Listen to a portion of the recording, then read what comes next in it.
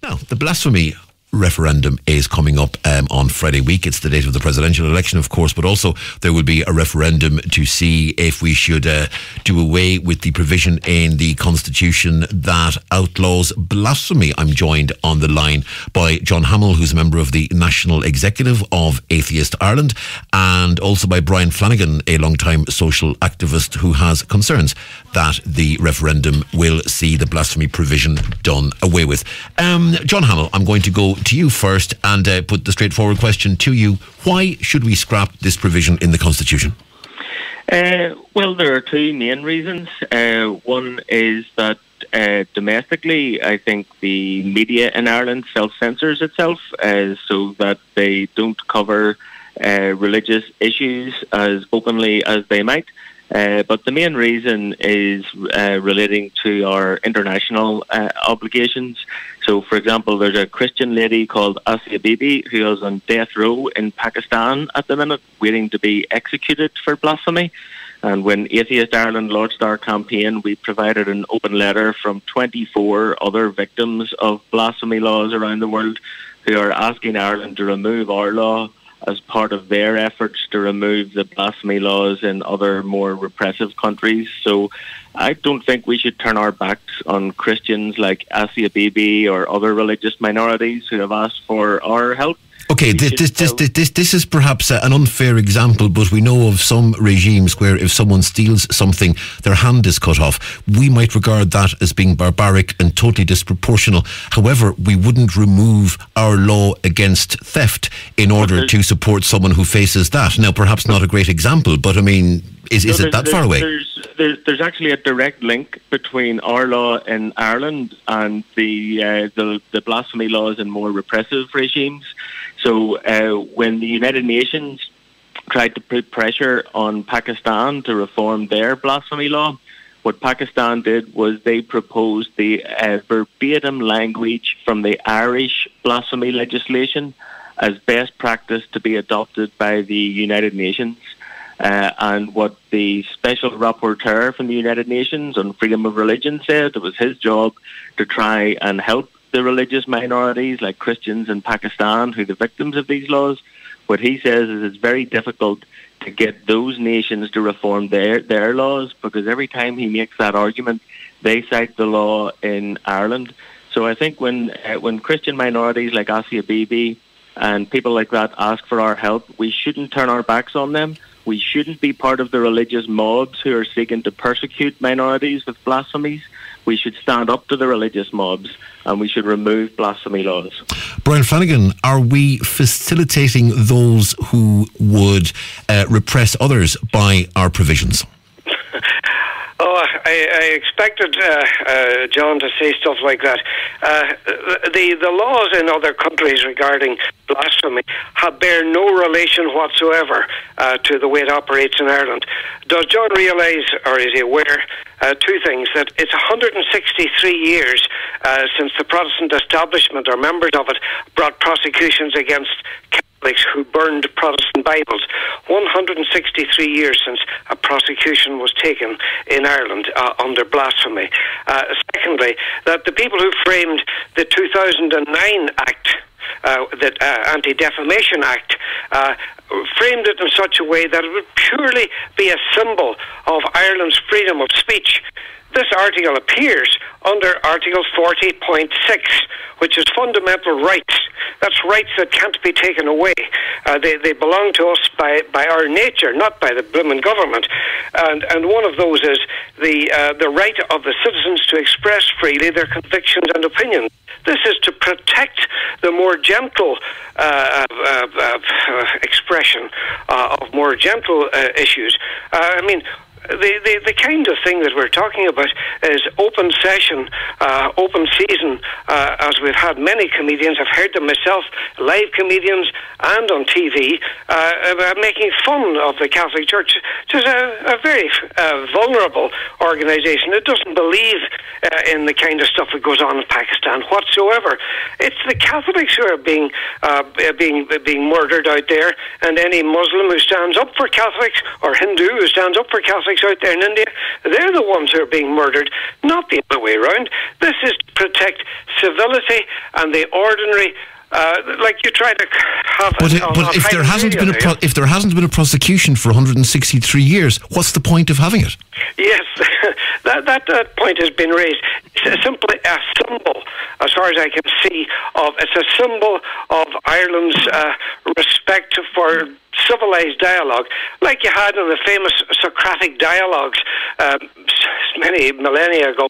It's a symbol of proper discussion, like you try to have on Highland radio, for instance, and it's supposed to be held elsewhere. A civilized discussion means you don't vilify. I don't go on and make fun of John on the other side there, nor does he of me. This is what it's about: ordinary, civilized conversation. And if that goes, and what's going to happen is, if this is what they call virtue signalling. The atheists of Ireland have been campaigning for years, and the humanists have been campaigning for this. There was an act passed in 2009, mainly, I think, to protect Muslims. Now, why doesn't John ask to have that removed? That act is there to protect anyone from what he talks about. Mind you, it is a dead letter, as is this constitutional provision. It's merely a symbol, and to take it out is what's called virtue signalling. It's John and his friends standing up, clapping themselves on the chest to colleagues abroad, saying, "Oh, look what a lovely secular country we are here. We can make fun of religion if we wish. You daren't raise mobs or anything like that to attack people, but you can make." Now, hang on. I don't think anyone is suggesting for one moment that anyone wants to raise mobs and attack people. Now, I think, Brian, that's going a little bit over the top. That's exactly what John was talking about. That's what's happening in parts of India and Pakistan. That is what's happening. But it never happened in Ireland. Never will happen. Okay, I'm going to bring John back in here. So, John, you're virtue signalling, and this is just a symbolic thing that doesn't need to happen. Well, I'm opposed to religious mobs attacking people, but unfortunately our blasphemy law incentivises that. So if you look at the last case that the Gardaí investigated, was the complaint against Stephen Fry after his comments on RTE. The reason why the Gardaí didn't proceed with the prosecution in that case is because they said they couldn't find a sufficient number of outraged individuals. Now, Ali Salim is the representative from the Clonskeagh Mosque, has said that if there's a repeat of the Danish cartoons or the Charlie Hebdo cartoons published in Ireland, he will take a blasphemy case. And if the Gardaí say the same thing to him that they said to the Stephen Fry complainant, which is you can't have a blasphemy case unless you can show sufficient outrage, then our blasphemy law is incentivising religious mobs to become outraged. So I think we should remove the blasphemy law so that there's no longer an incentive for religious mobs. But that blasphemy law is not what's in the Constitution. The blasphemy law was passed by the Houses of the Oireachtas. The constitutional provision isn't what the Gardaí investigated under. What they investigated under was presumably the 2009 Act that Brian's referred to. That's right. So if we vote yes on the 26th, we will both remove the provision from the Constitution that refers to blasphemy and also repeal the part of the 2009 Defamation Act. Now, Brendan is exactly right to say there have been no prosecutions under that act for blasphemy, but part of the reason of that is that the Irish media self-censors themselves, and I have personal experience of this. I've agreed to write articles for Irish media, and when I express my opinion, it's censored, and newspapers will refuse to publish articles if they think some parts of it are blasphemous. And these issues come up quite regularly. So recently the Pope blamed the child abuse scandals in the church on evil spirits and demonic possession. Now, on one level, we could have an open discussion about what we all think of Jesus casting out evil spirits, and if this is really a sensible idea to be talking about in 2018. But the way our law is structured at the minute is that the Pope can say whatever he wants about evil spirits and blame awful crimes on evil spirits. But I can't say what I want to say about the stories in the Gospel about of Jesus casting out demons. So why is the Pope free to say whatever he wants about evil spirits?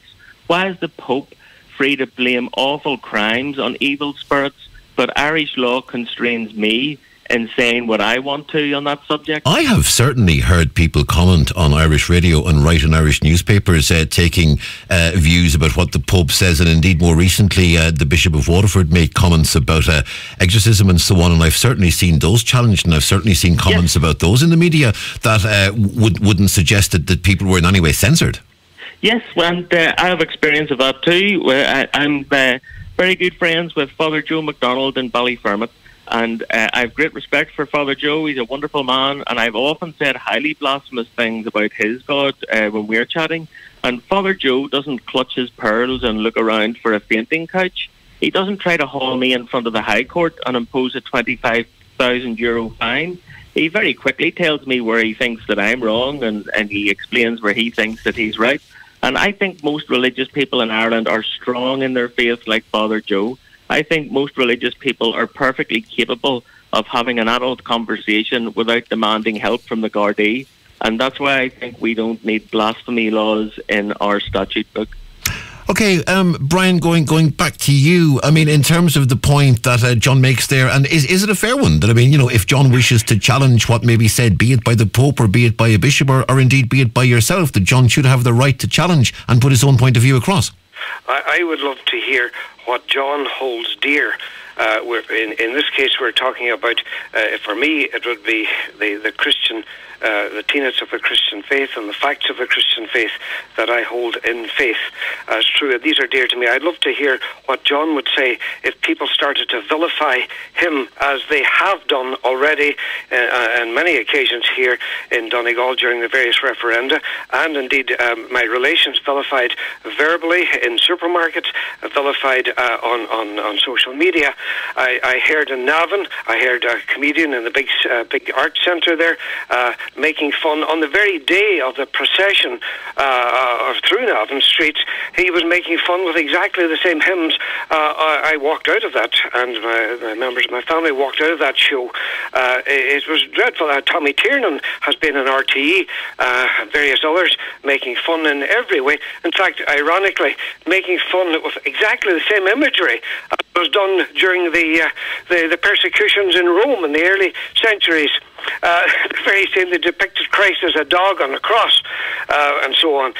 Tommy imitated what the dog would say, and so on.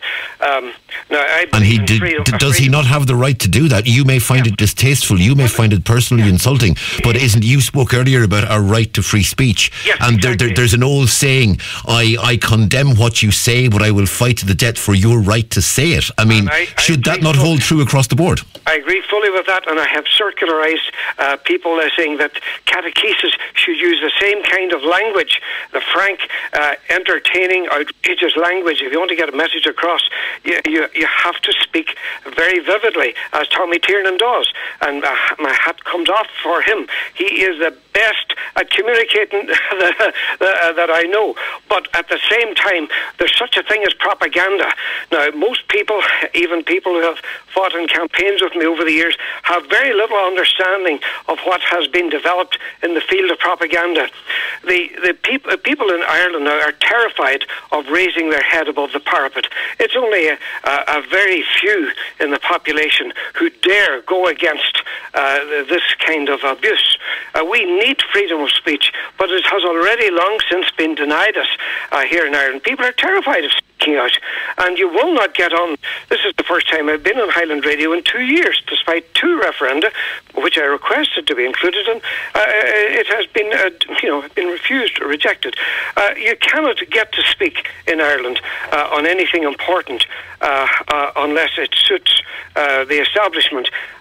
We need more freedom of speech, but not this barbaric sort of stuff here, which will it's the gentler plants that are going to be wiped out. But with all due respect, can I put it to you that that's a different issue to the provision in the Constitution that is discussing blasphemy, and whether or not people get a fair hearing in the media is perhaps a wider question. On the specific issue issue of blasphemy. I mean, what does the provision for the provision in the Constitution which bans blasphemy? What is that provision doing to protect you that wouldn't be the case were it gone? Yes, it's a tricky one to steer a path through, isn't it? What we're doing here is it's really virtue signalling and a waste of 3 million quid, which is apparently the cost of tacking this onto the Constitution. There are many more things. We just discussed the need for ambulances here in Inishowen and Donegal. 3 million quid wasted so people can sort of stand up and say Ireland is now a totally secular country. But we're going to the polls on the day anyway. Yes, but apparently it cost 3 million extra to check to add this element, and this is only one of 4 or 5 more issues which are very much in the field of propaganda about taking Ireland away from its traditional values. There's 4 or 5 more items like reducing the age so we be much more susceptible to propaganda for Europe. Everything to do with Europe will be raised if the vote is dropped to voting age dropped to 16. I forget what the other ones are. The family, nationalism, and religion are all to be reduced by edict from Europe, and this is part of it. People don't realise that I'm standing looking out over Lough Swilly here. This is symbolic to me of where the flight of the Earls took place from, where Friar Hegarty was martyred in the 1700s. I can see Father Hegarty's rock from here, and so on. This is all to be scrapped. We are to live in a sort of a concrete bunker with all our values taken away and nothing left but buying and spending power and spend more money, and I don't know. It's control of people. That's what this is about. So, are you effectively then saying, Brian? I'm going to let you go in a moment. Are you effectively saying then that you see the removal of the blasphemy provision as a wider, shall we say, attack on your ethos, as an indication that your ethos isn't respected? Yes, absolutely. That's what it is. It's one of 5 or 6 referenda that are planned for the next year, and they're all going in the same direction. The issues that this is going to allow to be open season on are the more gentle things, like to talk about matters. Right, Brian. If I may cut across you, I'm going to leave you go. I have another caller to get to in a moment. John, I want you to respond there to Brian, to what Brian is saying there. That effectively Brian is saying he and people like him see an assault on their ethos, and they see this removal of the blasphemy provision in the Constitution as part of this wider attack, as it were. Yes, well, I think if we vote yes to remove the blasphemy law from Ireland, we won't be scrapping Father Hegarty's rock. But I'd like to answer Brendan's question very directly about... in fairness, it's Brian, not Brendan. Sorry, Brian, my apologies. I'd like to answer the question very directly about what offends atheists.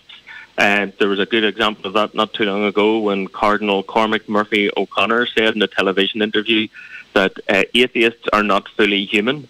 So that's not nice for me to hear. That's not nice for my kids to hear.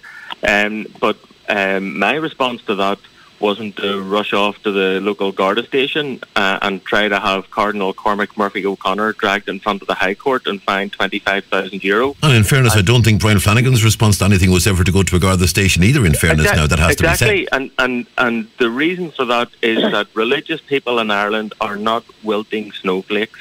A blasphemy law suggests that where people criticise atheism and atheists, that's okay, but where people criticise religious ideas, then that's just too difficult for religious people in Ireland to manage, and we must run off and find those people in the courts. And that's not that doesn't describe the religious people in Ireland that I know. Religious people in Ireland are not wilting snowflakes, and they don't need the Gardaí to get engaged in arguments on their behalf. And also, John, I'm really sorry. We have to get to news. I'm going to cut across you there. I have no wish to be rude. We do actually have some callers standing by, and we're going to speak to those directly after the news. But first, we're going to take a very quick break.